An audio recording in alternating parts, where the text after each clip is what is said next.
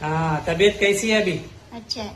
अल्हम्दुलिल्लाह अच्छा है। हाँ, नाश्ता कर ली है? कल क्या खाए?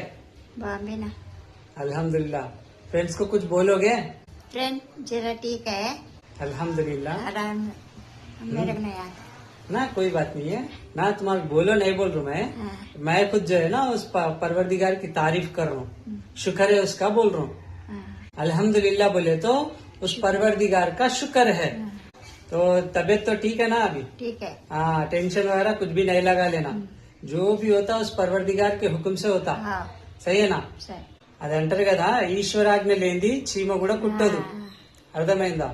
मतलब फ्रेंड्स, यानी बिना ऊपर वाले के हुक्म कोई चींटी भी नुकसान नहीं पहुंचा सकती। इसीलिए उस परवरदिगार के ऊपर पूरी भरोसा रखना चाहिए, ठीक है ना? इसलिए हमारे लिए अल्लाह के नबी सल्लल्लाहु अलैहि वसल्लम में एक अच्छी दुआ सिखाए, हस्बी अल्लाहु ला इलाहा इल्लल्लाहु अलैहि तवक्कलतु वहुव रब्बुल अर्शिल अज़ीम बोले।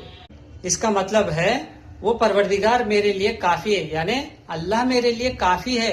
चाहे मुझे बुखार आने दो, बीमारी आने दो, या मेरे कोई नुकसान होने दो, या कोई मेरे से दुश्मनी करने दो, अल्लाह मेरे लिए काफी है। वो देख लेगा जो कुछ भी है।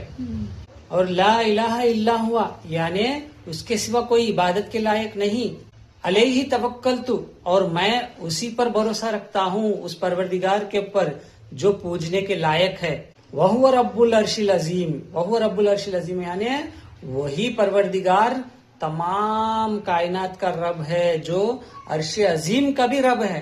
అంటే ఆ యొక్క భగవంతుడు ఏడనైతే విరాజమాన అయి ఉన్నాడో ఆ యొక్క జాగ పేరు అర్ష్ అంటారు అనమాట।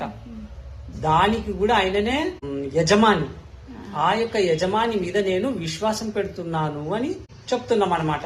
ये दुआएं इसलिए पढ़ते हैं ताकि इंसान के दिलों को सुकून मिल जाए। बीमारी बड़ी नहीं होती, बीमारी को पैदा करके बीमारी भेजने वाला बड़ा है। वो हमारे को आजमाता, क्या मेरा बंदा मेरे को पुकारता या नहीं पुकारता, या मेरे को छोड़कर इधर उधर भागता।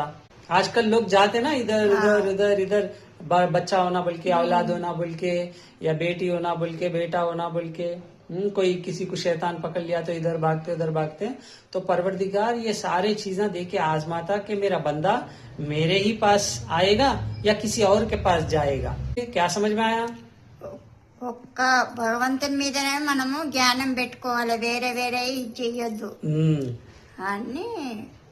కష్టం వచ్చినా సుఖం వచ్చినా నష్టం వచ్చినా ఆ భగవంతుని ఆజ్ఞతోటే వస్తది। అదే यानी इंसान के लिए तकलीफ आया, खुशी हुई, या कोई बीमारी आई, तो ऊपर वाले के हुक्म से ही आता हमारे आजमाइश के लिए।